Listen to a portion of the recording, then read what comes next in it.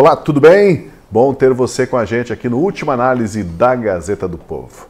Olha, não deixe numa mesma sala por muito tempo sozinhos Javier Milei, o presidente da Argentina, e Luiz Inácio Lula da Silva, o mandatário brasileiro. O papo é curto, as fisionomias ficam carrancudas e o humor azeda. A indisposição de Lula com Milei e vice-versa não tem nada a ver com a proverbial rivalidade entre Brasil e Argentina. Como a gente sabe, como ficou ainda mais evidente hoje, os dois presidentes têm visões completamente distintas do papel do Estado na vida das pessoas. Milei passou hoje a presidência temporária do Mercosul para Lula e comparou a uma cortina de ferro as restrições impostas aos países membros para acordos com outros blocos. Milei insinuou até a possibilidade de abandonar o Mercosul caso o bloco não flexibilize as suas regras, as suas estruturas, promovendo o que ele quer, mais liberdade e mais comércio. Já Lula discursou em sentido oposto, disse que o bloco sul-americano é um refúgio contra as tribulações de fora. Nesse embate Lula versus Milei, quem tem razão? O Mercosul está on ou está off? Você é o nosso convidado para debater este e outros temas importantes do dia no Última Análise da Gazeta do Povo, que começa agora. E para esse debate nós temos aqui no estúdio da Gazeta do Povo, Francisco Escorcim. Salve, Escorcim. Saudações, Tosi, Guilherme, Marcília, André e toda vez. Tudo bem, Guilherme Kilter? Bem-vindo. Tudo bem, Tosi. Boa noite a todo mundo que está nos acompanhando. E as nossas saudações à dupla do telão hoje, o André Marcília e o Daniel Vargas. Tudo bem, Marcília? Tudo bom, Tosi? Prazer estar aqui contigo, toda a bancada, toda a audiência. Salve, Vargas. Bem-vindo novamente. Boa noite, pessoal. Um prazer estar de volta. Pois olha, vamos começar com um pequeno vídeo do momento de transmissão de cargo da presidência rotativa do Mercosul, de Milei para Lula. Reparem, nós vamos ver ali um pouquinho do vídeo, reparem no entusiasmo dos dois aí, né? Aquele entusiasmo típico dos dois chefes de Estado. O máximo que a gente vai ver aí é o quê? Um tapinha nas costas. Símbolo del traspaso de la presidencia pro tempore del Mercosur al señor presidente de la República Federativa del Brasil, Luiz Inácio da Silva.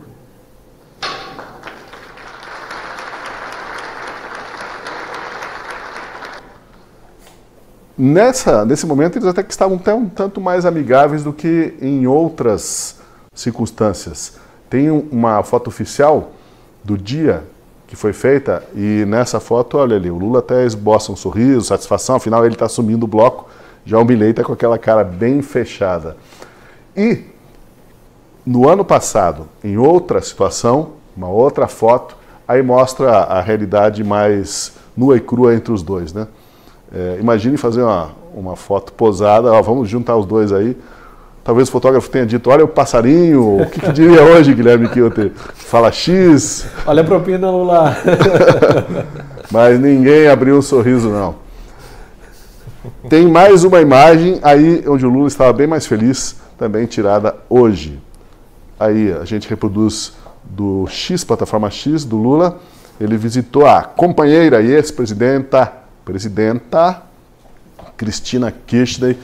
A Cristina Kirchner, que está em prisão domiciliar lá na Argentina por ter sido condenada à corrupção há 6 anos, mas por ter mais de 70 anos ela está em prisão domiciliar. E ali está o Lula finalmente podendo sorrir ao lado da aliada. Companheira. E também com um histórico parecido aí de passar um tempo na prisão. Bem, essas foram as imagens, agora vamos às palavras, né? Veja o que disse o Milei hoje ao transmitir a presidência do Mercosul a Lula. Barrera que levantamos para protegernos comercialmente en un momento que lo considerábamos valioso, terminó excluyéndonos del comercio y de la competencia global y por ende terminó castigando a nuestras poblaciones con peores bienes y servicios a peores precios, lo cual contribuyó a frenar el crecimiento de nuestras economías. En simultáneo, la organización exigió que carguemos con financiar una estructura burocrática hoy ya elefantiásica, dedicada a reuniones eternas, guías y regulaciones comunes sobre cuestiones de derecho interno y duplicar foros que no logran la promoción efectiva de los derechos y libertades fundamentales de los ciudadanos. El saldo de todo esto fue un Mercosur que incumplió su objetivo original, cercenó libertades económicas y privó de oportunidades a los privados de la región. El Mercosur, al que de mercado y de común le quedó cada vez menos. Por eso mismo propusimos que como bloque nos movemos hacia un esquema comercial y regulatorio mucho más libre, en lugar de la cortina de hierro a la que hoy estamos sometidos. Pero si esto no fuera posible y los socios del bloque prefirieran persistir en un camino que no nos ha resultado, entonces tendremos que insistir en flexibilizar las condiciones de sociedad que nos unen. Emprenderemos el camino de la libertad y lo haremos acompañados o solos, porque como ya he dicho, la Argentina no puede esperar. Está aí a fala do Milei hoje e vamos ver o contraponto, o que disse o Lula no mesmo encontro. Quando o mundo se mostra instável e ameaçador, é natural buscar refúgio onde nos sentimos seguros. Para o Brasil, o Mercosul é esse lugar. Ao longo de mais de 3 décadas, erguemos uma casa com bases sólidas, capaz de resistir à força das intempéries. Conseguimos criar uma rede de acordos que se estendeu aos Estados associados. Enfrentaremos o desafio de resguardar nosso espaço de autonomia em um contexto cada vez mais polarizado. A presidência brasileira representará uma oportunidade para refletir sobre o lugar que almejamos ocupar no novo tabuleiro global. Como a gente abriu mostrando nas imagens, depois no vídeo, são visões antagônicas bem diferentes, tanto do mundo, do papel do Estado, como da própria realidade do Mercosul, né? Eles divergem em quase tudo, mas talvez o ponto mais emblemático dessa divergência esteja na visão do papel do Estado na economia. Milei defende um Estado mínimo, Lula o Estado máximo. Para Milei, administrar é cortar gastos, para Lula, gasto é vida. 2 laboratórios a céu aberto que a gente tem aqui, de modelos econômicos completamente diferentes na América do Sul. E aí eu queria começar perguntando, vou lá para o Vargas de saída. Vargas, quem está colhendo os melhores resultados até agora entre esses 2 políticos, entre esses 2 líderes, comandando estilos e doutrinas diferentes na administração do Estado? Olá, Tosi. Olá, pessoal, mais uma vez. Bom, como você mesmo mencionou, Tosi, nós temos, em particular na Argentina, um experimento que tem ganhado tração, chamado atenção e gerado alguns bons efeitos.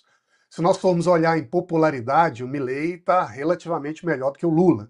Embora tenha perdido um pouco do seu prestígio com as políticas, com as ações, que geram naturalmente algum desgaste, ao mesmo tempo, os efeitos positivos em queda de inflação, em reorganização da economia, em liberalização de comércio, de disputas comerciais, empreendimentos, tem tudo sinalizado um ambiente de otimismo na Argentina que o país não tinha há muitos e muitos anos.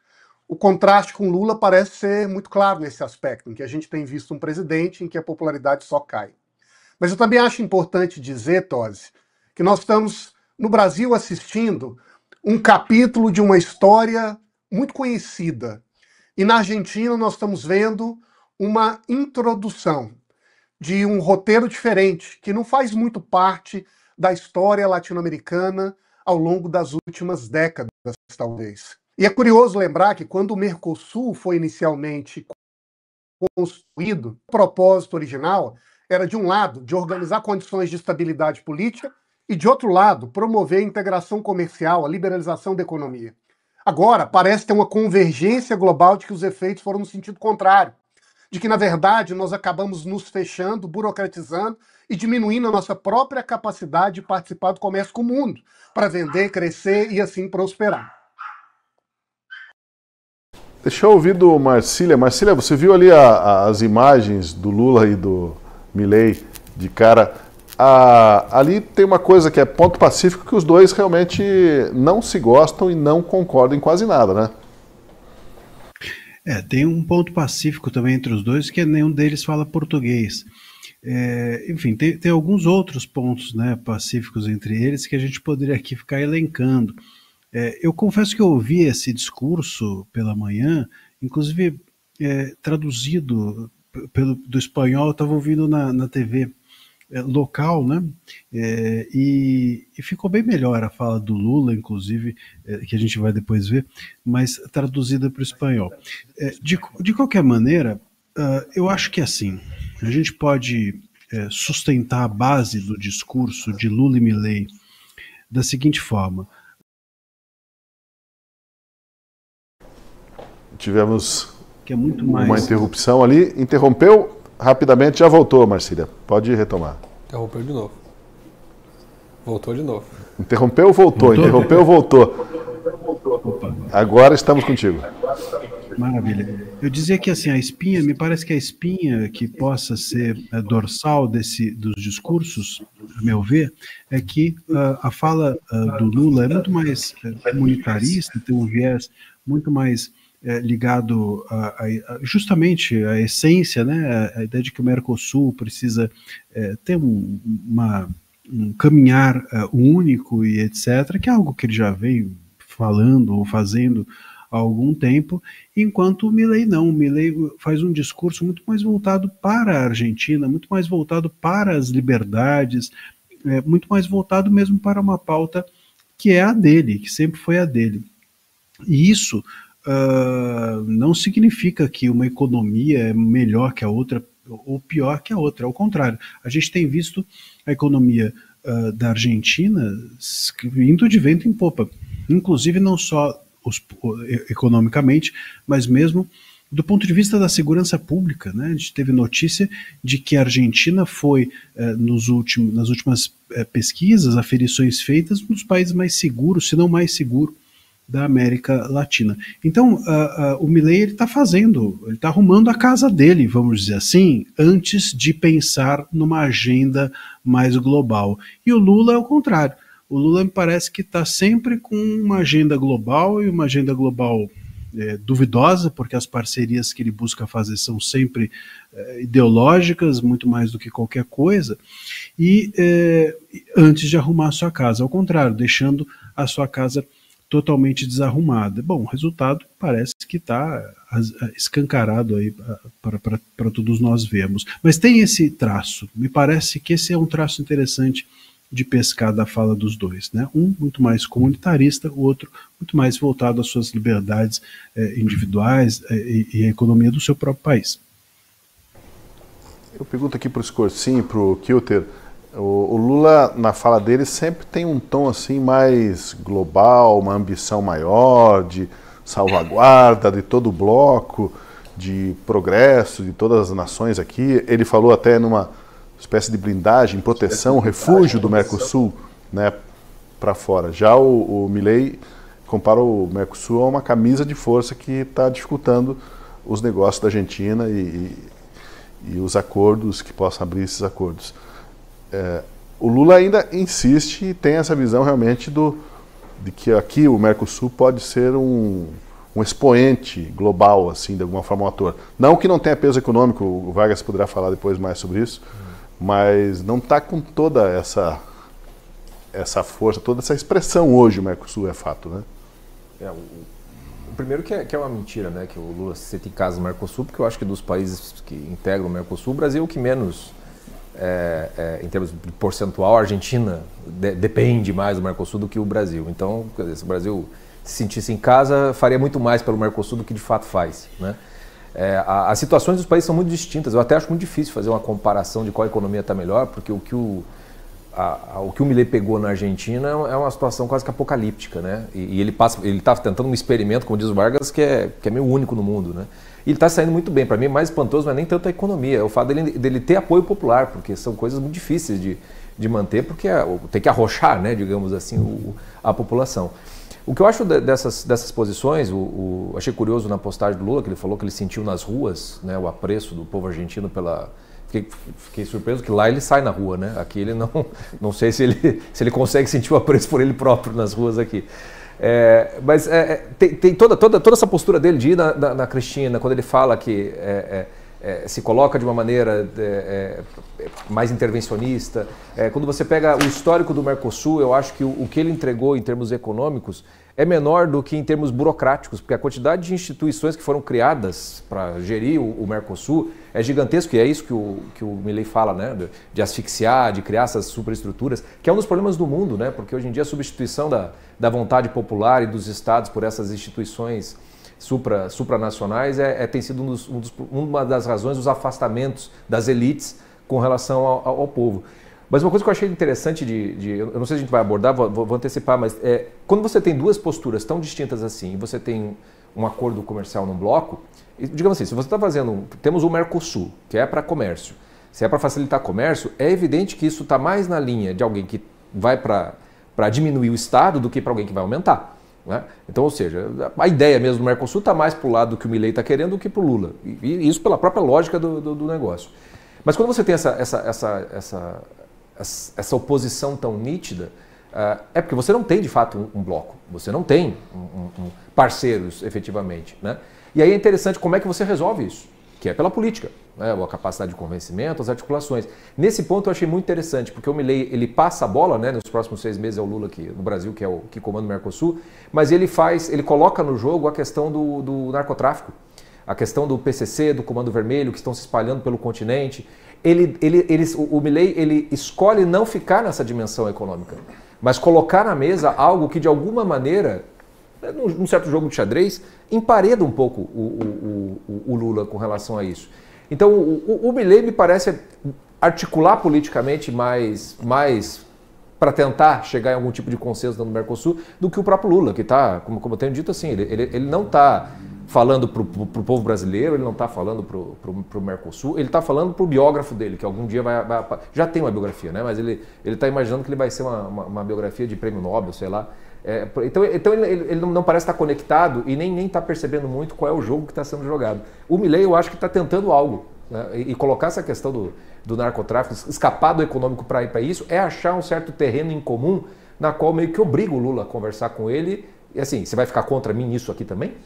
Porque daí fica muito claro de que lado ele fica, né?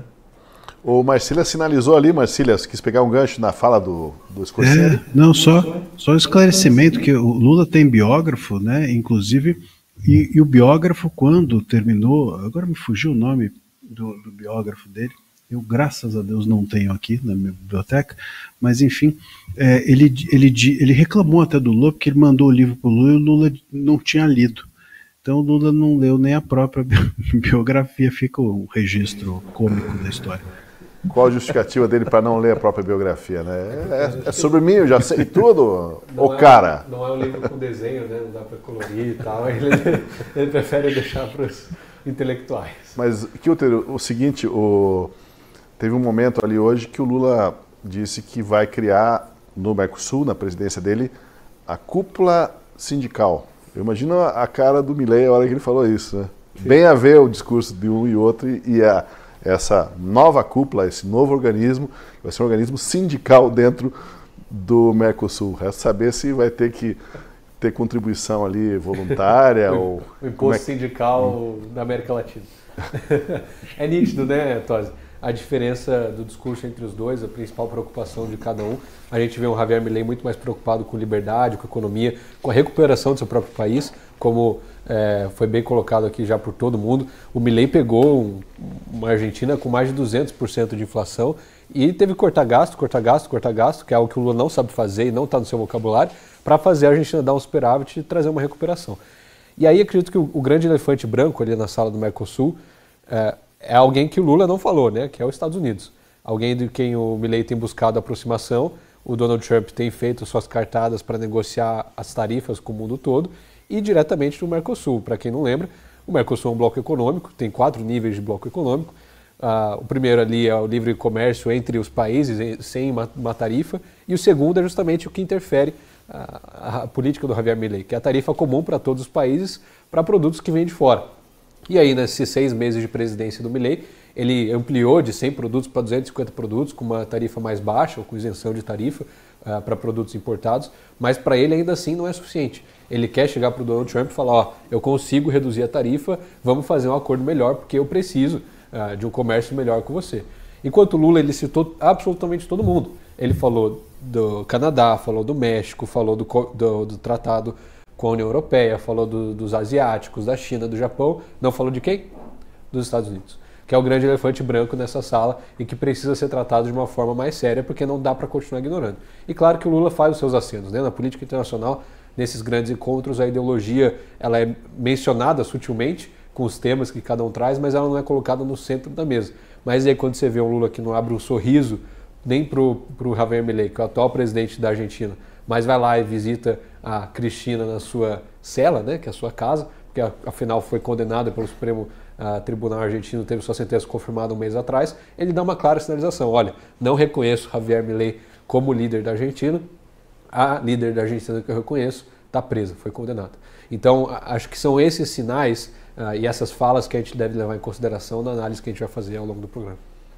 Deixa eu saber do Vargas aqui o seguinte: entre, Vargas, o ultraliberalismo do Milei e a visão excessivamente ideológica de Lula, será que teria aí um meio termo que ao menos garantisse a sobrevivência desse mercado comum, do Mercosul?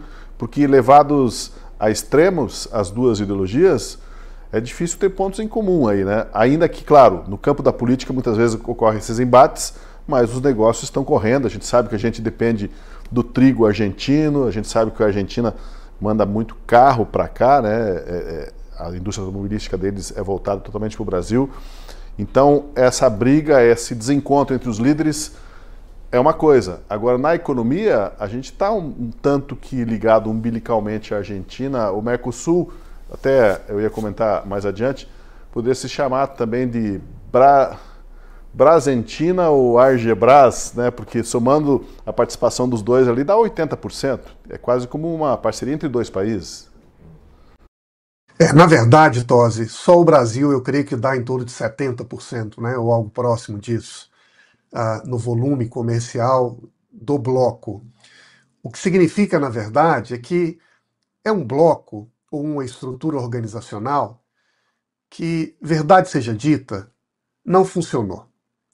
Nasceu com uma aspiração nobre de integrar o comércio e, ao fazer isso, reduzir o peso das pressões políticas regionais entre os países, com algumas tensões históricas, mas também amenizar as tendências de ruptura, como, por exemplo, foi caracterizado a história da região ao longo do século XX, com o regime militar, que depois veio um regime democrático. Então, era um instrumento de abertura, integração, pacificação política e com um certo estímulo econômico e comercial. Mas nos primeiros anos, na primeira década, houve até um impulso, um crescimento na economia regional, passando de 10% das exportações dos países ali por volta de 1991, quando o bloco foi criado, para chegar a em torno de 20% em torno dos anos 2000. Desde então, tem avançado um pouquinho para mais, um pouquinho para menos, mas ao mesmo tempo que a maior parte da economia dos países aqui no Mercosul se voltaram por outros caminhos para a Ásia. Então, o nosso principal parceiro comercial de todos esses países aqui são a China e outros parceiros asiáticos que também têm uma participação cada vez maior na economia local. E nesse ambiente, essa estrutura do bloco, que foi feita, de certo modo, para nos integrar, para pacificar, mas também para nos fortalecer, acabou na prática funcionando com um sentido inverso, né? Uma plataforma, de um lado, de a política, em particular do Brasil e da Argentina, cada um tentando ter a sua autoridade, o seu prestígio, e usando a plataforma do Mercosul como um instrumento de manifestação das suas ideias perante o mundo, sobretudo do Brasil, que sempre foi, desde o início, o grande líder desse processo, a maior economia local, e quem esteve na base ali das negociações mais decisivas para a criação do bloco e para a sua evolução. Agora, quando a gente olha na prática o que aconteceu ao longo desses 20 anos ou 30 anos do bloco, a verdade é que nenhum desses países aqui da América do Sul, que integram o Mercosul, se desenvolveram. Nenhum deles consegue olhar atrás com orgulho, tornando impasses para a gente olhar para o futuro do bloco e ver o seu potencial. Então, respondendo à sua pergunta, Tosi, se há um caminho para a integração, eu acho que esse caminho ele é cada vez agora mais estreito. Está orientado para um conjunto de valores políticos básicos, de democracia e de liberdade, quem sabe de segurança, como o próprio Milei indica. Porque na economia nós estamos cada vez mais afastados uns dos outros. Deixa eu fazer um parêntese aqui na nossa conversa sobre o Mercosul para falar da invasão do movimentos de esquerda à sede do Banco Itaú hoje em São Paulo, num protesto pedindo a taxação dos super ricos. Isso aconteceu um dia depois de Lula erguer um cartaz com o mote dessa campanha. O pessoal do Movimento dos Trabalhadores Sem Teto e outros militantes arregaçaram as mangas e partiram para a ação, repetindo o slogan do líder e dos políticos petistas e psolistas. O povo sedento de lutar, aqui está! O povo sedento de lutar, aqui está! O povo sedento de lutar. Bom, então aí o slogan repetido a exaustão e justamente no dia seguinte, o day after, o Lula levantar lá aquela plaquinha do taxação dos super ricos, né? Se o patrão mandou, bora botar para quebrar. Parece que foi essa a lógica, foi isso que aconteceu hoje. Kilter, o que você achou dessa juventude ali, hein, Kilter? Vamos lá. Muita coisa, eu fico pensando qual comentário você pensou que ia falar do Mercosul, né? Mas eu fiz um parênteses agora e... Mas tem a ver. Sim, total. Não, eu acho interessante, né? O revolucionário brasileiro que faz uma revolução na quinta-feira às 11 da manhã invadindo o Itaú, o lobby do Itaú, com cartazes e gritos que não tem medo de lutar, né? É isso que a esquerda brasileira está fadada atualmente. Escravos de Jó ali. Né? Eu achei que eles estavam... no mesmo ritmo, né? É bem parecido. Né? É escravos do MST, mas tudo bem. Então eles ficam ali nessa gritaria, taxas super ricos e tal, mas é claro que é um discurso que não se populariza. Você não vê esse discurso entre as massas. Você vai falar com o pedreiro, com o padeiro, o cara não está preocupado em taxar o super rico, ele está preocupado em ter uma compra mais barata, em ganhar mais, em ter uma economia melhor. Então, é um discurso que dificilmente vai proliferar entre a população e, pelo contrário, só vai tensionar muito mais a relação do executivo com o legislativo, que já não é muito boa. A gente tem falado recentemente em alguns programas da relação entre o Lula e o Mota, derrubada do IOF, levar isso para o STF, o que o STF vai fazer ou não. Mas a verdade é que se continuar nessa escalada de tensão, a coisa vai ficar feia. E isso daí pode ser só um prelúdio de tudo que a gente vai ver dessa esquerda se mobilizando cada vez mais, porque está se afundando. Marcília, hoje foi esse movimento, parece que foi liderado pelo MTST, mas nessa mobilização, a regimentação das massas, tem o próprio MST, tem os psolistas, tem outra tropa aí que parece que responde rapidamente ao apelo dos seus líderes, como já a gente viu acontecer em outras circunstâncias, em outros anos, até em outros países. O líder vai lá e faz uma pregação mais entusiasmada e a resposta vem desses grupos já devidamente alinhados e emparelhados. E assim, né, é difícil achar que aquele povo que invadiu ali é um povo sem terra, ou sem teto, ou sem qualquer coisa, né, porque a gente vê pela vestimenta ali que havia, não estavam vestidos tão bem quanto a Erika Hilton, mas sem dúvida alguma estavam ali muito bem vestidos, alguns deles inclusive a gente viu daqui, eu vi daqui, gastam a parte do seu dinheiro até pintando seu cabelo de azul, cortam seu cabelo com aquela franjinha pai ausente. Então a gente tem, obviamente, ali pessoas que, enfim, não são miseráveis, né? Estão procurando um teto ou qualquer coisa do gênero, ou estão desprovidas de qualquer provento a ponto de se entenderem como oprimidas pela ausência de taxação dos mais ricos ou dos super ricos. O que eles são pessoas que são massa de manobra ali do PT, com essa história de quererem vender o slogan de que eles estão taxando os mais ricos. Como ficou a gente viu, né, há algum tempo atrás, quem não se lembra dos tais memes, eu ia falar o Tachad, de tanto que ele ficou marcado com isso, até o sobrenome eu já me confundi, mas ele ficou muito marcado com a história de memes, essa questão de taxação, essa coisa de imposto, e vamos nos lembrar que o Haddad é um dos possíveis sucessores, o Lula muito dificilmente vai disputar as eleições no ano que vem, e o Haddad é o nome, então o Haddad precisa sair, tirar esse carimbo dele, ou precisam tirar dele o carimbo de que ele é o homem imposto, porque é assim que vão tentar, ele já está marcado dessa forma. E eu creio que essa é a proposta de comunicação, né, de dizer que como o governo não vai parar de buscar taxar as pessoas, como o governo não vai parar de buscar fazer com que o nosso bolso seja um caixa eletrônico infinito, é óbvio que eles precisam então comunicar isso de outra forma, e comunicar isso de outra forma é dizer assim, nós estamos sim taxando sem parar, nós estamos buscando incessantemente impostos, mas esses impostos são dos super ricos. E aí eu acho que isso faz parte do jogo de cena. Tem gente ali convicta, tem gente ali que é massa de manobra, e tem gente ali que, enfim, estava lá passando e vai junto. Então é um pouco nesse cenário que nós vamos nos encontrar, porque o governo não pode recuar na questão do imposto. Então ele precisa comunicar isso de outra forma. E os jovens, infelizmente, né, acabam sendo, sobretudo os de hoje, né, o Kilter que nos perdoe, o Kilter é uma completa exceção a isso, que é um jovem ainda, mas é um jovem intelectualizado, mas sabe muito bem que a sua geração deixa muito a desejar em termos de leitura e capacidade cognitiva, né? Minha franja é de pai presente, aí é diferente. Mas você sabe qual é, né? Aquela retinha. Sei bem. Eu vou jogar uma batata quente pro Vargas agora, que é o seguinte, Vargas, taxação dos super ricos, os Faria Limers, enfim, e aí, esse discurso aí cola para alguns na economia, você que é professor de economia, como é que você vê esse discurso e essa realidade brasileira? A gente sabe que o país é desigual, mas no momento atual, falar em taxação dos super ricos tem a ver com justiça tributária, tem a ver com arrecadação, tem a ver com uma incompreensão de como é que funciona o livre empreendedorismo.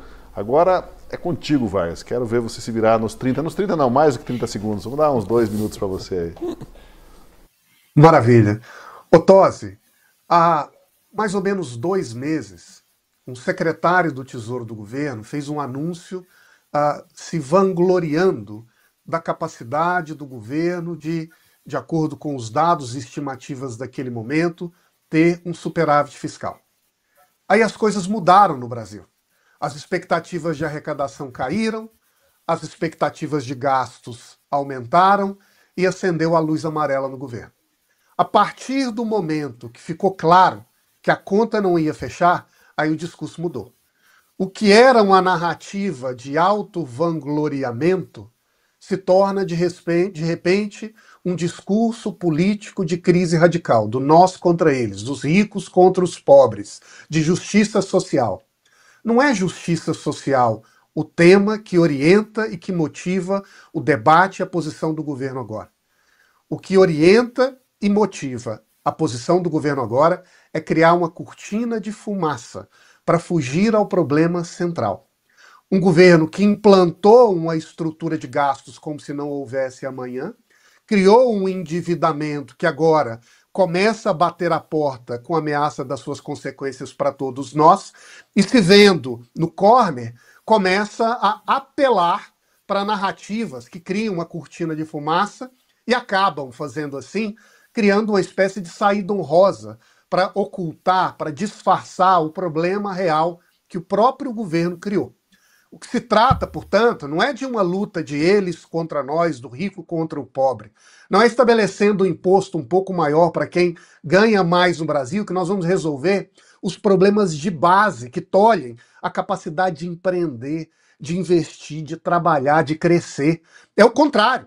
Nós precisamos, primeiramente, criar um ambiente de um pouco mais de segurança, de transparência, de de gestão eficiente de contas que sinalize para o mercado que nós podemos contar com um ambiente mais favorável para o empreendedor, para o crescimento, para as taxas de juros caírem, para não ter ameaça de crescimento inflacionário, para as pessoas terem uma segurança que vão poder investir e receber o seu recurso no futuro. Portanto, não me parece que se trata de uma questão de justiça social. O velho discurso de eu vou transferir um conjunto de dinheiro do rico para o pobre assim conseguirá prosperar. Trata-se de um problema de produção.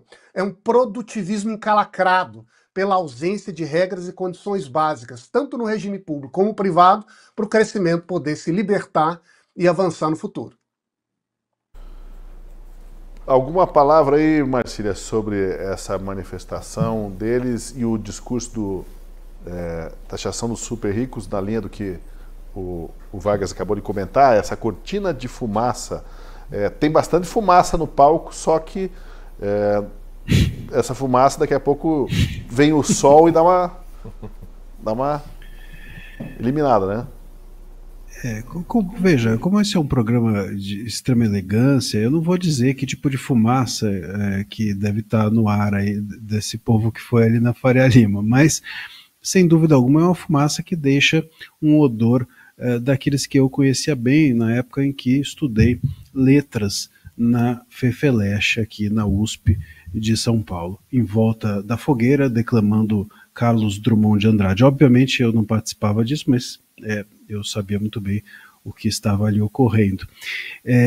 Tirando esse momento cultural, agora, né, o Drummond não tem culpa disso. Vamos lembrar, o Drummond era um senhor de idade, muito, muito correto e tudo mais. Mas enfim, o fato é que eu queria só fazer um parênteses. Eu acho que eu concordo plenamente essa questão da cortina de fumaça, e um pouco, né, nesse sentido mesmo eleitoral, até que eu tinha comentado, um pouco mais, meu comentário foi para a questão de como isso seria utilizado, como isso é utilizado, ou eles têm tentado utilizar isso politicamente, mas eu queria voltar também num outro comentário interessantíssimo do Vargas, quando ele fala sobre o discurso do Milei, né, que a parte econômica vai ficar de fora, não tem como, não há um consenso ali a respeito da questão econômica, e eu apenas queria levantar a bola, né, de que parece, né, que há uma intenção, o Lula já se manifestou algumas vezes, a própria Dilma,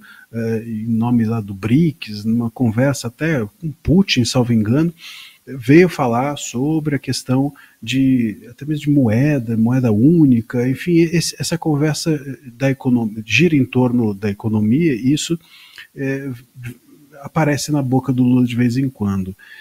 E isso é interessante porque é outra das rivalidades que nós temos aí com os Estados Unidos, né? Porque isso já foi algo que o próprio Trump já se colocou ao contrário e rejeitou. Então, quer dizer, não só mais uma questão que nós não estamos alinhados aqui na América Latina, mas também é mais uma questão que nós vamos, se insistirmos nesses lugares, compraremos a briga aí com os norte-americanos, uma briga totalmente inútil e me parece que infrutífera. Bom, quando a gente compara o peso do Mercosul no volume do comércio total dos dois países com outras nações, né, o bloco perde mesmo relevância, principalmente para o Brasil. Fiz uma pesquisa aí, parece não dá, né?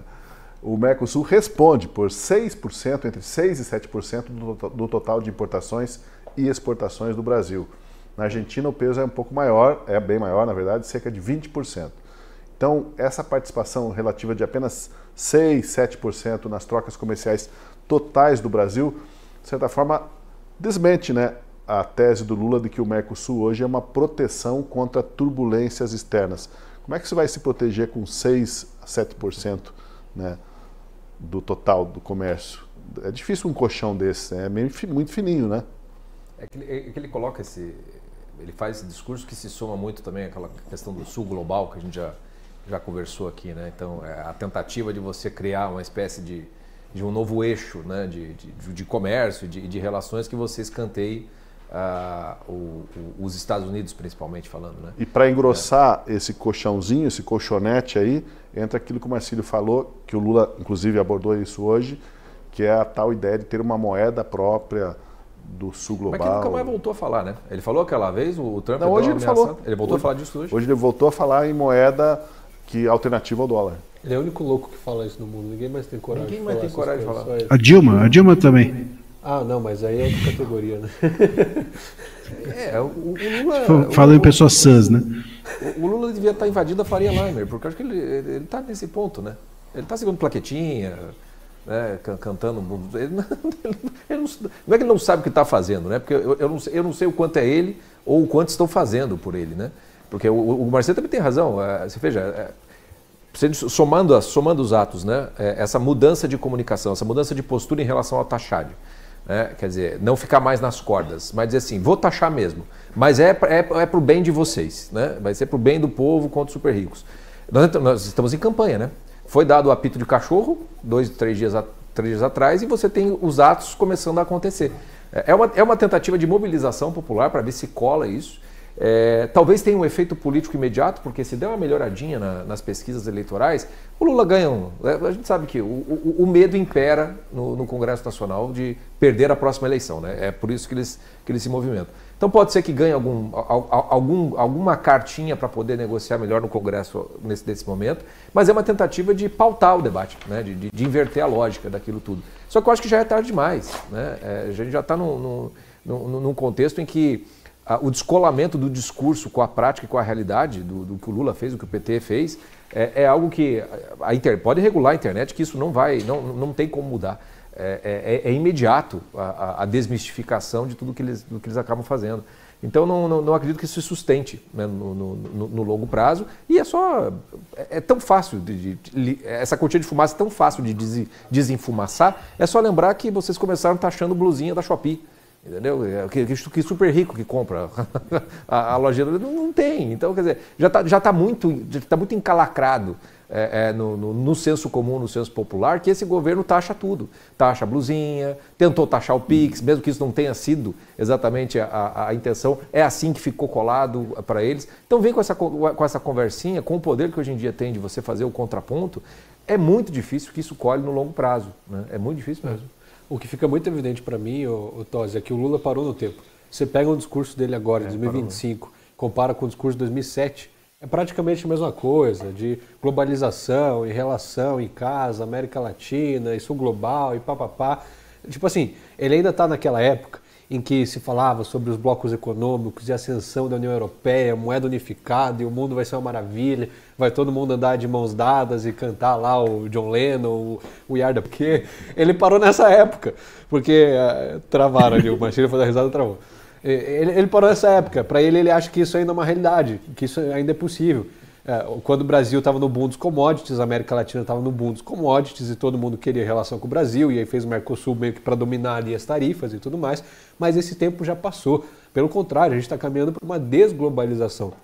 Com os conflitos no Oriente Médio, a migração para a Europa, a guerra comercial entre Estados Unidos e China, o enfraquecimento dos blocos econômicos, o Mercosul enfraquecido pelo Brasil, os Estados Unidos enfraquecendo o NAFTA, Reino Unido enfraquecendo a União Europeia. Então tudo isso é o sistema atual, que a gente está vendo hoje. Mas parece que ele não quer ver, parece que ele fecha o olho e fala o que é confortável para ele. O que é confortável para ele é ser aquele Lula de 2007, 2008, 2009, lá atrás. Então, quando se fala em uma moeda global, é o maior exemplo disso.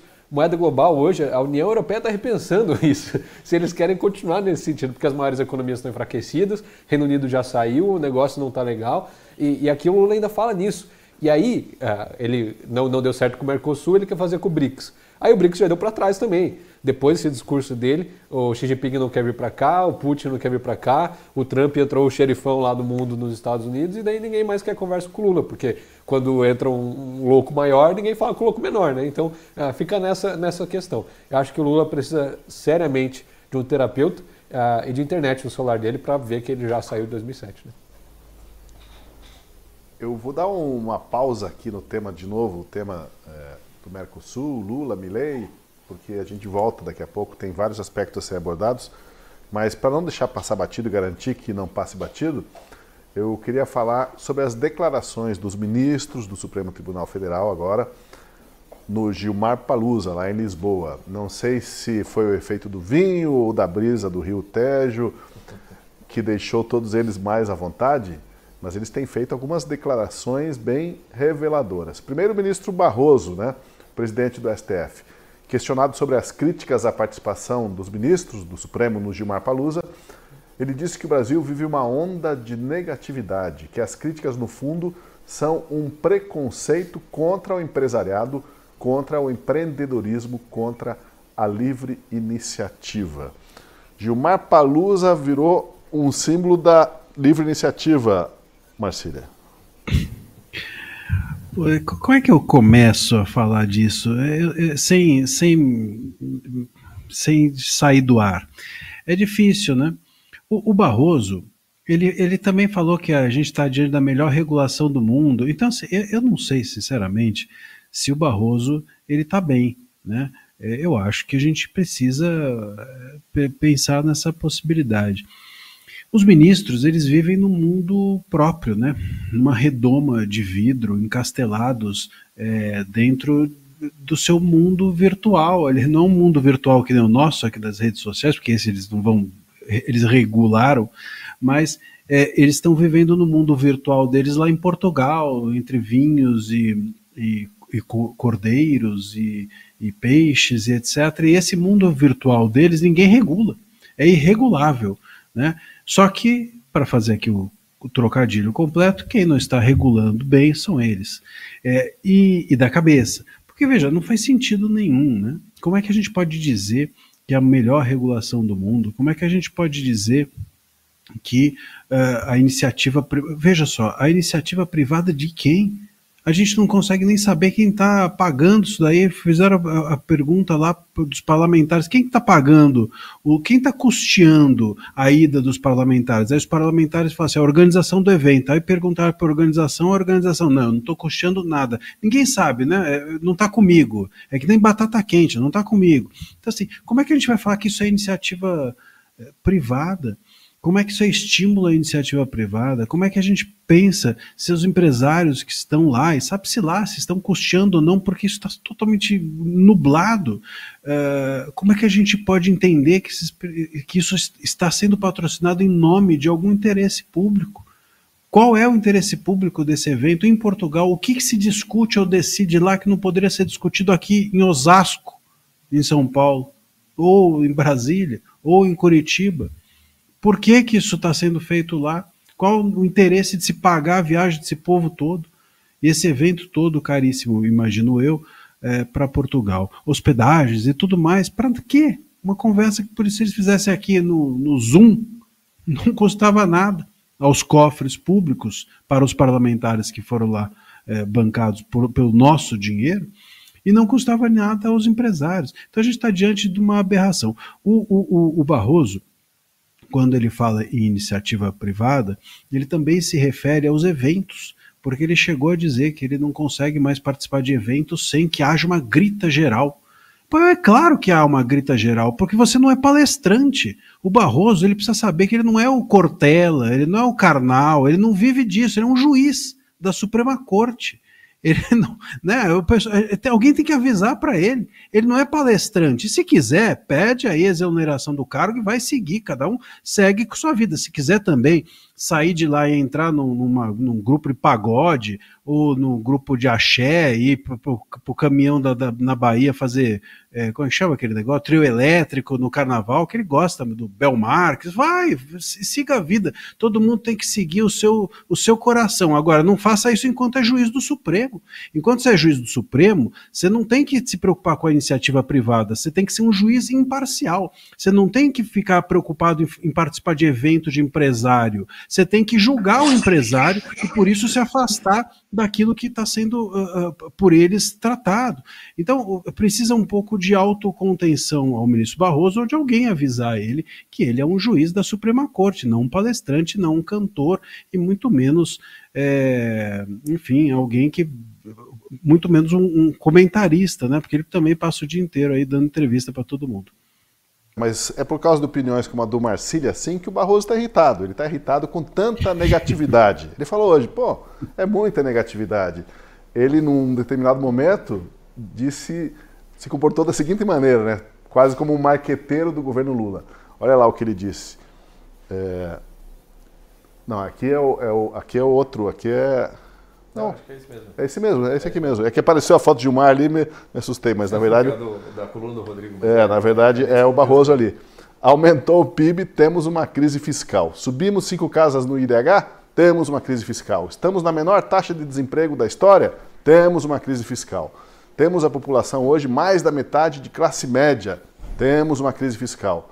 Temos uma crise fiscal, é preciso cuidar dela, mas é preciso não fechar os olhos para as coisas boas que acontecem. O Marcílio anota aí, tá? Porque aí, ó, não tem que ter essa negatividade, tá tudo indo bem. O marqueteiro não falou ali, o Barroso? Não, o marqueteiro é o Sidônio, né?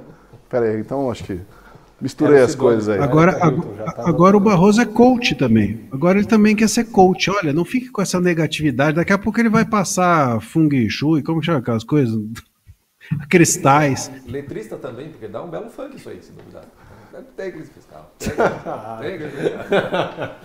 Mas espera aí que tem ainda o outro ministro da nosso Diário de Lisboa aí, vamos dizer assim, o ministro Flávio Dino do STF, também soltou o verbo hoje. Ele disse que o Brasil vive uma crise política porque a internet é venenosa para a democracia. A internet é venenosa.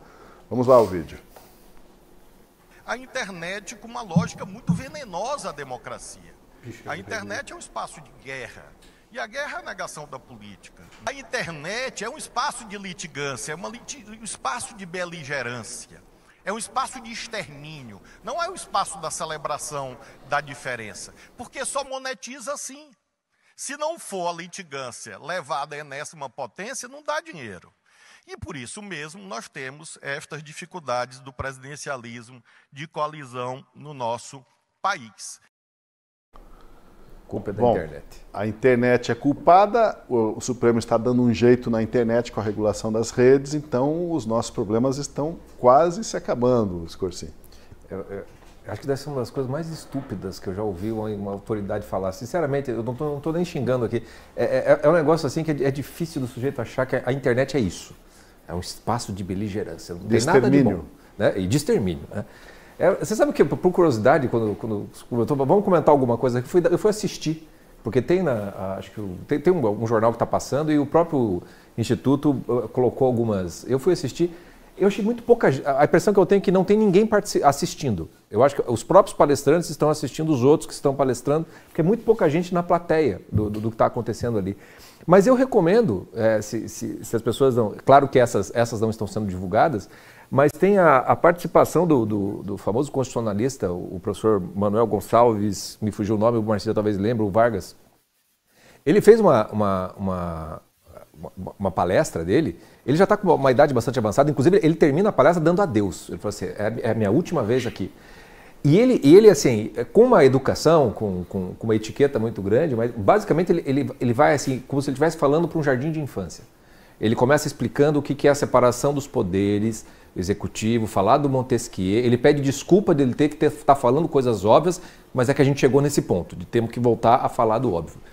E ele vai falando, e ele chega a um ponto de falar assim, o ministro Gilmar Mendes não vai gostar do que eu vou falar aqui. Porque ele vai bater no ativismo judicial, vai falar da excrescência que seria uma criação que o Gilmar Mendes teve, de uma ação de preceito constitucional, que ele falou assim, se está na Constituição, é constitucional, entendeu? Só pode questionar se tem uma coisa que é inconstitucional, não faz sentido. Ele foi com muita polidez, ele foi colocando as coisas assim de uma maneira em que ele diz, eu já estou saindo mesmo, estou dando adeus, dane-se, estou indo embora. Né?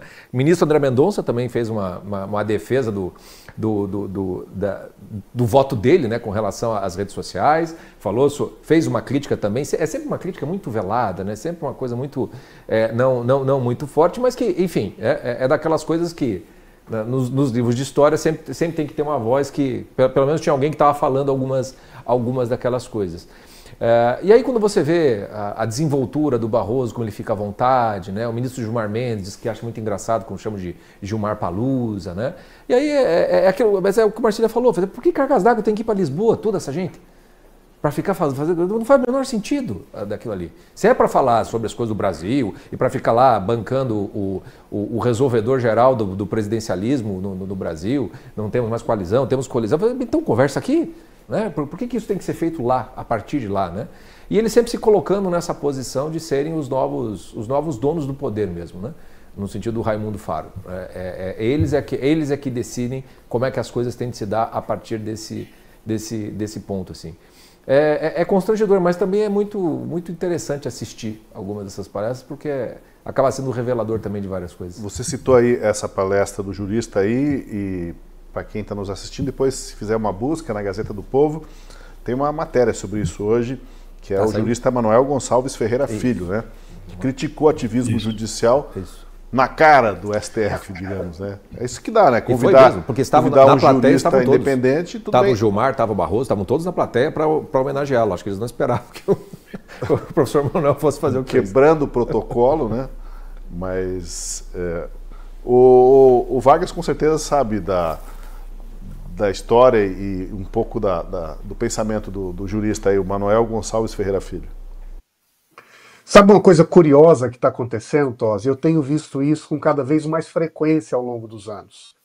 É que nós temos uma geração de cardeais jurídicos que foi formada e influenciada por um conjunto de intelectuais que fizeram a sua história na doutrina constitucional na Europa, nos Estados Unidos. Uma parte já faleceu, alguns já estão velhinhos, mas que, de certo modo, acompanham como essa nova geração de juristas brasileira que chegou ao poder, que está nas posições de cátedra acadêmica ou em posições de comando, como no Supremo, tem se comportado e quais são o significado das suas decisões. E eu vejo essas referências intelectuais do passado, as que ainda estão vivas, que durante um certo tempo até compartilhavam simpatia, admiração pelos experimentos constitucionais que estavam em marcha nessa jovem democracia da América Latina, o Brasil, agora olhando para os efeitos que está sendo feito aqui e renegando a conexão com as suas próprias ideias. Não me surpreende, chama atenção, na verdade, um grande constitucionalista norte-americano, que é uma das pessoas que mais influenciou o pensamento do ministro Barroso. E que o próprio ministro Barroso leu, estudou com muita atenção Bruce Ackerman, que até recentemente era professor em atividade na Universidade de Yale, onde o Barroso estudou, com quem o Barroso estudou, e que tem sinalizado nos últimos anos um imenso descontentamento com o ativismo judicial e com a própria posição ideológica adotada pelo Supremo. A mesma coisa tem acontecido entre juristas europeus, que também serviram de referência, influência para alguns dos constitucionalistas brasileiros que hoje olham para o que está acontecendo entre nós e dizem: não é isso que eu acreditava, não é isso que eu achava que deveria ter sido feito e não me conecte com isso. Então eu creio que está acontecendo no mundo agora é uma repulsa para o Ministério Constitucional que tem sido implementado no Brasil sob a liderança da atual governança do Supremo Tribunal Federal. É interessante, né? Porque o que antes era uma voz quase que isolada de veículos como a Gazeta do Povo, que desde sempre já se manifestaram, já marcou posição defendendo radicalmente a liberdade de expressão, no sentido assim daqui, ó, ela não é absoluta, mas ela também não pode ser tão relativizada, né? E para confirmar isso que o Vargas falou, nessa mesma palestra do professor Manuel, ele se refere aos alunos dele, que estão ali na plateia. Ele fala que eu ensinei, ele fala, os novos constitucionalistas vão... quando ele dá o adeus, eu estou saindo para que esses novos entrem. É quase como se ele dissesse assim, o que essa gente está fazendo, desculpem, porque eu devo ter ensinado errado. Estou saindo, assim. saiam vocês. Estou saindo também, né? porque, ó, não está dando não. É muito dentro disso que o Vargas trouxe. Ô, Marcília, você... Marcília, tem que perguntar, por que você desandou a rir uma hora ali? Vai, abre o jogo aí. Nós ficamos perguntando, por que o Marcília está rindo? O Vargas não contou nenhuma piada? Não sei, Vargas, agora não quis criar nenhum constrangimento aí, mas o que aconteceu?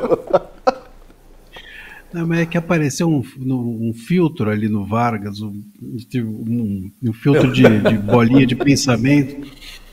Enfim, o Scorsin disse que deve ser o iPhone, que conforme o gesto que a pessoa faz, sai um like, sai um coração, sai alguma coisa. Então foi isso. Eu tenho um problema sério, que eu não consigo disfarçar. Eu começo a rir, eu não paro. E, enfim, isso é um péssimo hábito para advogado, aliás, né? A gente, o poker face é a melhor artimanha de um advogado, mas eu sou péssimo nisso. Eu queria levantar, né, eu acho que o professor Manuel é interessante, de fato, essa fala dele, e eu creio que a fala dele foi mesmo nesse sentido. Olha, isso daqui que vocês estão fazendo não é direito, hein? Não é direito em todos os sentidos. Não é constitucional, não tem nada a ver com o que a gente tratou na academia, um dia eu ensinei a vocês. Realmente, como o Scorsin levantou, acho que esse é o recado, né? E não é mesmo, porque é tudo político. Não é que eles não entenderam, é que eles abandonaram o direito para fazer política, né? O direito está abandonado pela Suprema Corte. A cadeira de juiz constitucional está vaga. A cadeira de juízes constitucionais, essas cadeiras, as 11 cadeiras, estão vagas desde 2019. Vagas. Não tem juiz constitucional mais no país. O que tem é político, né? Inclusive o Congresso queria aumentar, ou aumentou, né, os deputados. Talvez essa pudesse ser uma justificativa. Pô, já tem mais 11, né? Talvez, às vezes, um ou outro possam desgostar ou não ser mais digerível, mas, enfim, temos ali ministros que se comportam politicamente, não juridicamente, pronto, né? Não tem mais nada ali de direito, infelizmente, em boa parte, ou quase na totalidade das decisões. Agora, eu queria só levantar uma lebre, né, com a fala do Dino.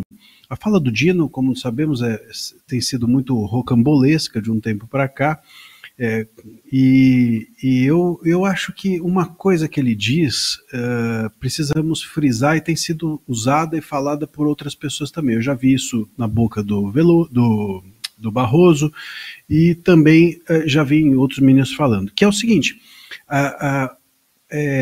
as redes sociais, elas funcionam, os algoritmos funcionam de uma tal maneira perversa que eles lucram com notícias ruins ou com a tragédia, etc. Meus caros, isso sempre aconteceu da história da humanidade. Eu convido o ministro Dino a ler, se ele tem esse hábito, porque, enfim, outro dia ele citou o ChatGPT no voto dele, então talvez ele não tenha esse hábito de leitura, de livros, até porque ele censurou outro dia um livro também, mas a ler um livro do Walter Lippmann, chamado Opinião Pública, um livro clássico para o jornalismo, de 1930, uma coisa assim, e que ele lá já dizia, olha, as pessoas, a imprensa, ela vive de tragédia e etc. Quer dizer, o jornalismo sempre viveu disso. O jornalismo, quando ele se tornou comercial, ele passou a atingir as massas, ele passou a ter esse objetivo de lucrar. E ao lucrar, ele buscava aquilo que era mais apetitoso ao ser humano. E nós somos assim, o nosso apetite está, o que nos chama a atenção é a tragédia. Se você liga qualquer jornal, não importa qual, você vai encontrar só coisas ruins. E não é, então, nas redes sociais, isso é do ser humano. Tanto que outro dia eu encontrei um cara que ele tinha feito um jornal de boas notícias.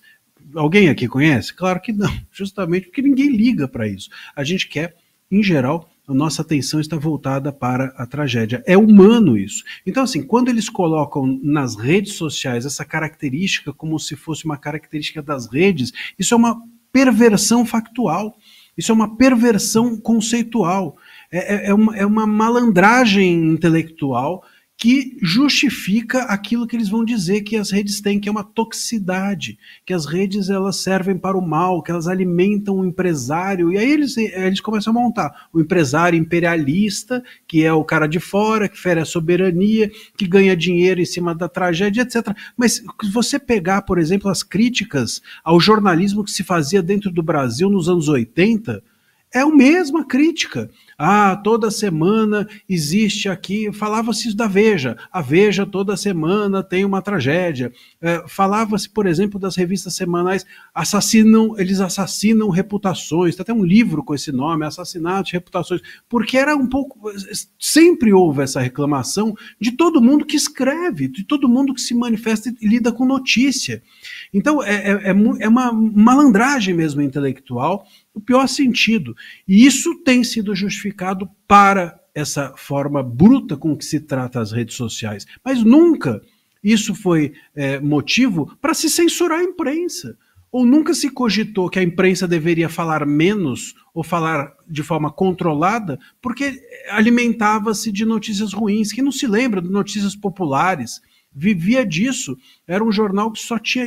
Assim, a gente precisa recuperar cronologicamente a sanidade para argumentar, porque é um ministro da Suprema Corte que acabou de regular as redes dizendo algo que não é verdade. Pois olha, o Marcília falou sobre o jornalismo que incomoda e sempre incomodou. Quer ver um jornalismo que incomoda mesmo? Eu vou citar até outro site aqui, outro veículo, que é o Poder 360. Tem a seguinte matéria, agora está no ar. Porta-voz da ocupação do prédio do Itaú é assessor de deputada do PSOL. Felipe Vono participou do ato na Faria Lima, é funcionário da deputada Ediane Maria na Assembleia Legislativa de São Paulo e ganha R$ 10.267 por mês. Esses assessores do PSOL estão fazendo o Brasil. Funcionário público. É maquiador também? Não, Tem maquiador, tem sindicalista, tem invasor de Itaú, não sei o que.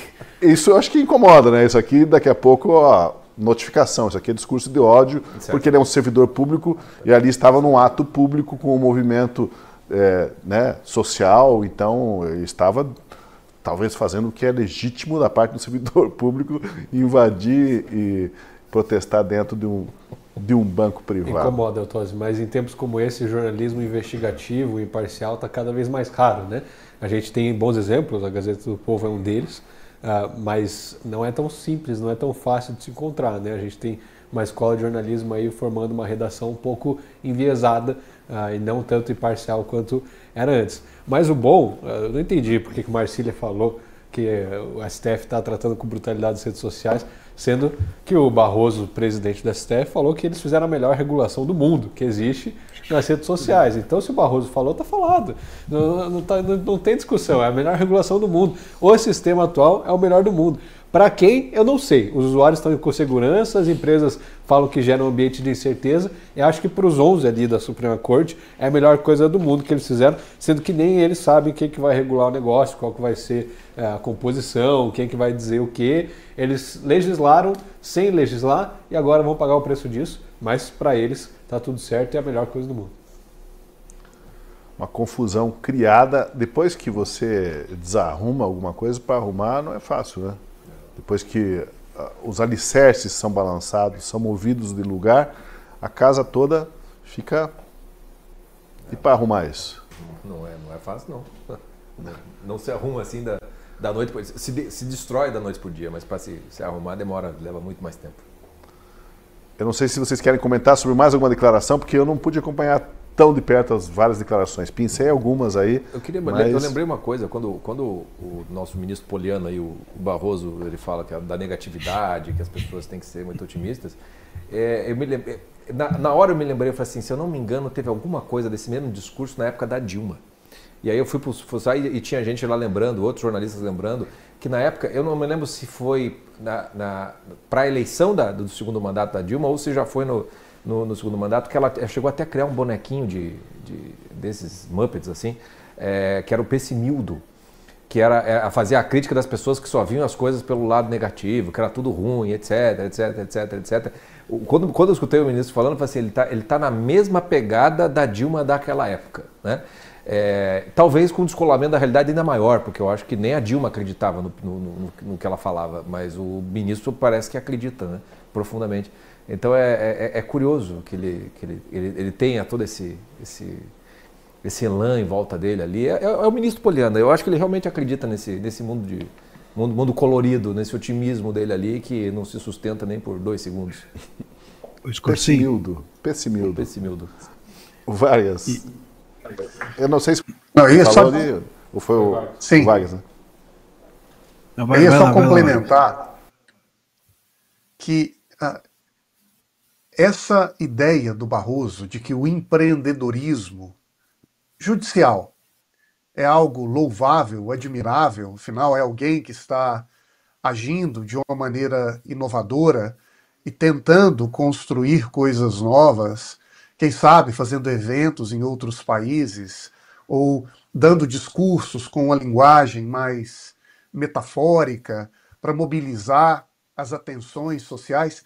Sinceramente, isso me parece que se popularizou nas novas gerações de juízes do Brasil. E passou a ser visto como algo normal ou natural, do mesmo modo que o empresário empreende para construir algo novo e ter um retorno econômico. Por isso, então, porque o juiz também não poderia se organizar de uma forma mais dinâmica, ativa, inovadora, construindo interpretações diversas, fazendo eventos sociais, organizando caravanas para viajar, né, junto com organizações representativas do setor, para passar finais de semanas em resorts de luxo no Brasil ou no exterior, e enquanto isso, discutir algumas teses novas. Sinceramente, não é esse, não deve ser esse o papel de um magistrado. O magistrado, na verdade, se ele tem uma função, eu creio, na democracia, é de ser justamente o oposto do empreendedor. Ele deve ser o guardião dos valores, das ideias constitucionais, que não foi ele que criou, e cujo papel dele não é inventar, é preservar, justamente para que os demais tenham a paz, a tranquilidade, a liberdade de ele sim empreender, discordar, debater e assim ter uma base estruturada que dá segurança para que a política e a economia possam avançar. Aqui a gente inverteu as coisas. São os próprios magistrados que são os empreendedores, os articuladores, os divulgadores, né, os mobilizadores. E isso naturaliza, cria uma confusão que você mesmo mencionou, Tosi, há alguns minutos, em que nós perdemos a compreensão do que significam os conceitos mais básicos em uma democracia. E me parece que nós estamos num momento em que, cedo ou tarde, nós vamos ter que fazer esse exercício de relembrar as ideias básicas, uma espécie de moral e cívica, como tinha no Brasil há uns 50 anos na escola primária, em que os alunos iam lá para entender isto é democracia, isto é lei, isto é juiz, isto é cidadania, isto é mercado. Porque se a gente não estabelecer esse conceito básico e mínimo, claro, entre as pessoas, em particular as lideranças brasileiras, vai continuar essa cacofonia, em que juiz empreende, faz política, divulga, empresário não sabe o que pode, o que não pode, governo parece que não tem limite, todo mundo fica refém das circunstâncias, esperando a tropa voltar de Lisboa para trazer as boas novas para nós. O Vargas comentou ali sobre as aulas de moral e cívica que havia na época do regime militar e depois com, digamos, a rejeição de tudo que tivesse de alguma forma relacionado àquele período, rejeitou-se, então, essa disciplina nas escolas do ensino fundamental e no médio, se não me engano, não me lembro bem exatamente, mas tinha realmente, é verdade, as aulas de moral e cívica. Isso foi jogado fora e o Rogério aqui, que é o nosso diretor de TV aqui, lembra também que havia a OSPB. Agora, Kilter, quanto você quer levar para responder a pergunta do milhão? O que quer dizer OSPB, Kilter?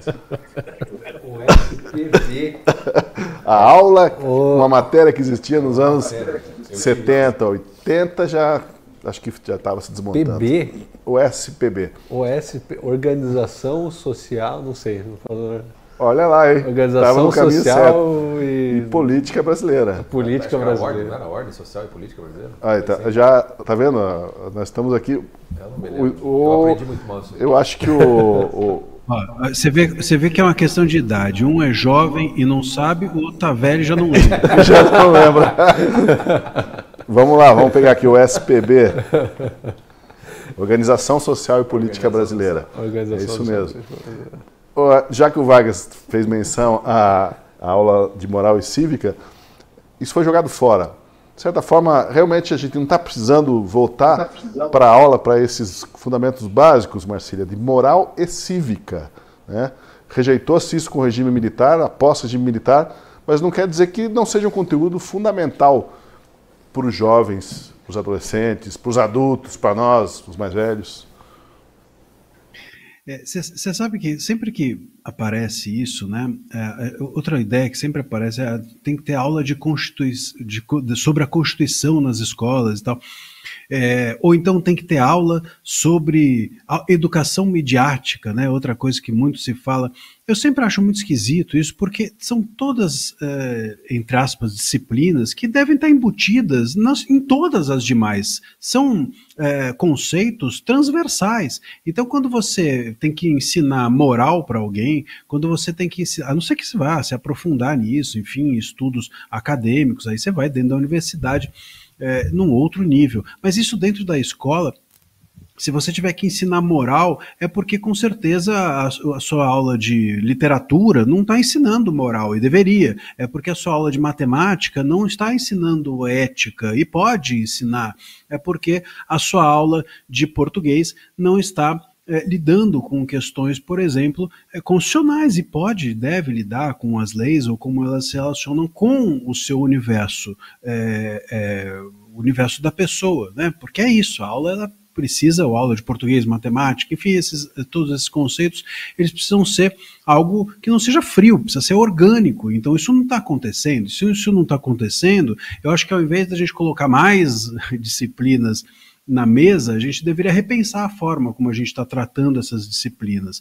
E isso é um grande problema, a meu ver, e também de como as famílias estão tratando esses conceitos.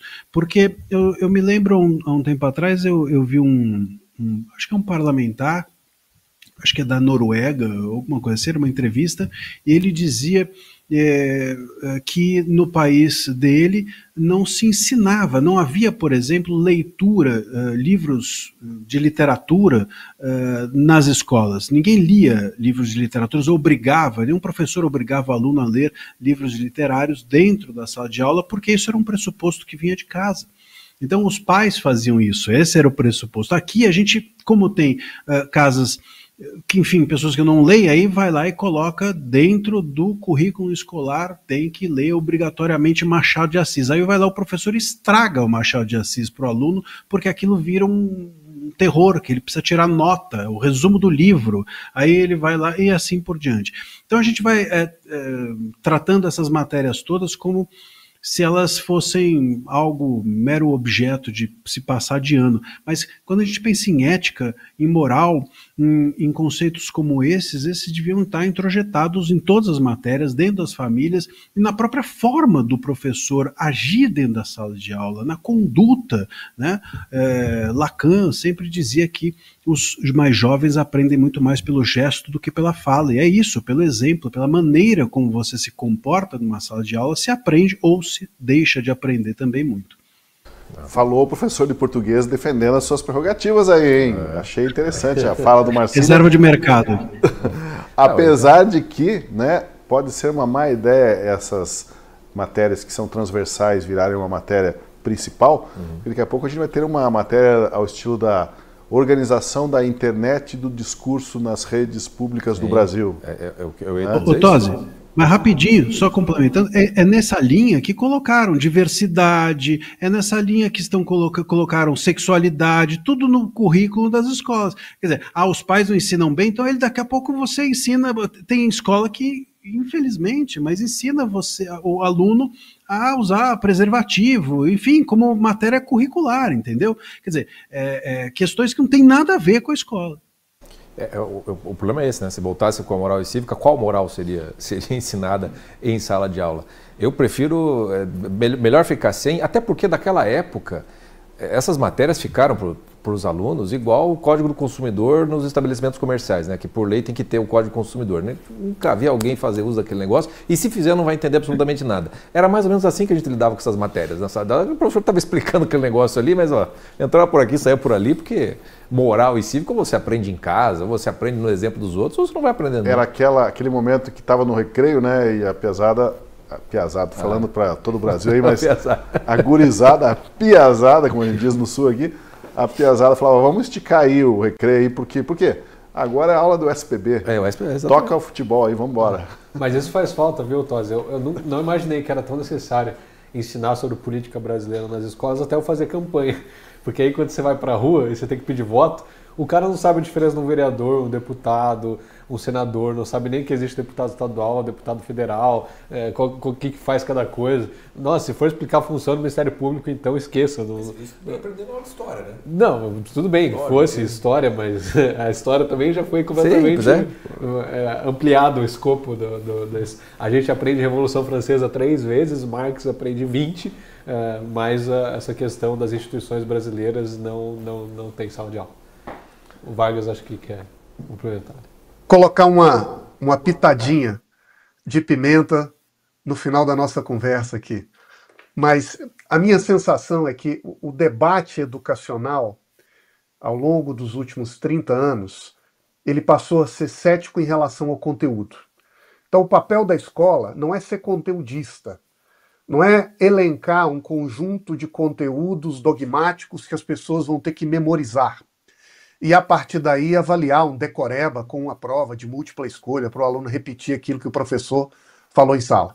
Então, contra essa tradição, a gente precisa colocar outra, de uma escola que ensine a pensar, com análise crítica, de capacitações analíticas e verbais, a começar pelo cálculo e também pelo domínio da linguagem. Então, digamos que uma escola é aquela que vai ensinar os alunos a ler, escrever, a fazer cálculos de matemática básica, e a partir daí você dá para ele um letramento básico para ele participar da vida coletiva. E o conteúdo, os valores, as tradições, as ideologias, é a vida que vai ensinar através da dinâmica real, ou quem sabe a família, ou quem sabe a vida comum. Eu creio que esse debate, ele, embora tenha se tornado muito influente, cada vez mais presente no Brasil, e eu creio que entre grupos mais à direita e mais à esquerda, eu tendo a vê-lo com alguns limites.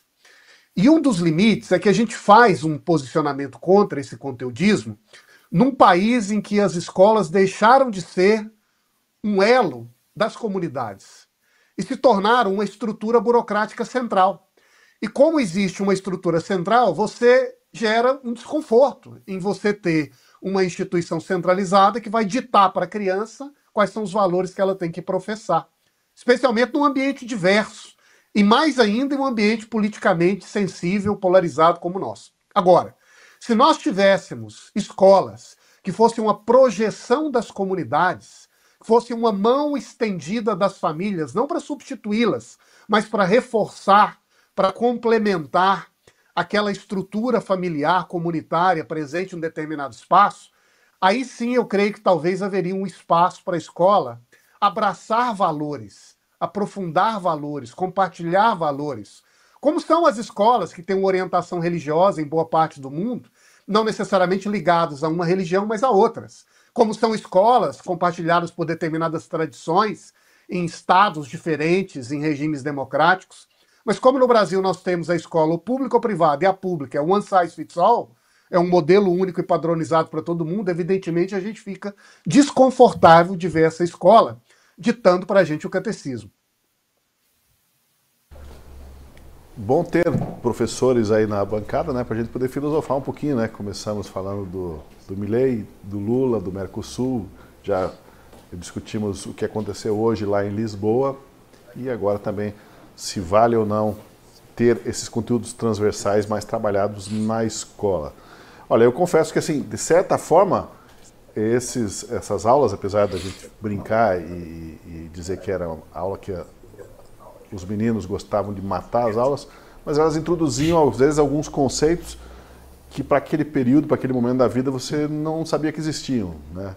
Falar de ética, por exemplo, você pode percorrer o ensino fundamental inteiro sem entender direito o que é a palavra ética, ou a diferença entre moral e ética. Enfim, de alguma forma, talvez uma falha também, eu imagino, seja que os conteúdos transversais eles não aparecem também, né? É outro problema. Né? Aí, assim, olha, você vai aprender a fazer conta, se bem que, claro, se aprendêssemos a fazer contas e falar bem o português, mais de metade dos problemas educacionais do Brasil dizem estariam solucionados, né? Mas os conteúdos transversais eu acho que ajudavam. Não dá para na minha opinião, empurrá-los para descartar totalmente. Mas eu acho que realmente talvez voltar à aula de USPB ou de moral e cívica, ou a aula de regulação das redes, ou entenda o mundo da internet, aí realmente é uma abertura perigosa, né? Os alunos aqui dão aula para a gente, para os professores, porque eles manjam da internet mais do que... Mas o Vargas colocou um ponto interessante ali, que é nas escolas que tem uma confissão religiosa, trazem os conteúdos extras, que são conteúdos transversais. Mas aí os pais sabem em que escola os filhos estão, né? E colocaram ali para isso, né? Quando você vai para a dimensão de uma educação pública, mais complicado, né? Exato. Marcília? Não, podíamos fazer talvez uma boa proposta, pelo menos obrigatório isso não ser nas escolas, mas pelo menos antes de assumir, de os ministros do STF assumirem o cargo, né, eles terem aulas de direito constitucional, eles terem aulas de ética, moral e cívica, até de português. Canto também, hein, Marcília? Como o Bolsonaro dizia, né? Aplica a prova do Enem para Dilma, para mim e para o Lula. Se eu não tirar uma nota maior que o Lula e a Dilma, eu não saio candidato. Com este pensamento, a última análise de hoje vai ficando por aqui. Eu agradeço ao Marcília, ao Vargas, ao Scorsin e ao Kilter, especialmente a você que esteve com a gente, e convido você a ser assinante da Gazeta do Povo, pagando apenas R$1 nos 3 primeiros meses, a promoção que está agora em vigência. Você apoia o nosso jornalismo independente, combativo e que está sempre em defesa da liberdade de expressão. Obrigado e até o nosso próximo encontro no Última Análise.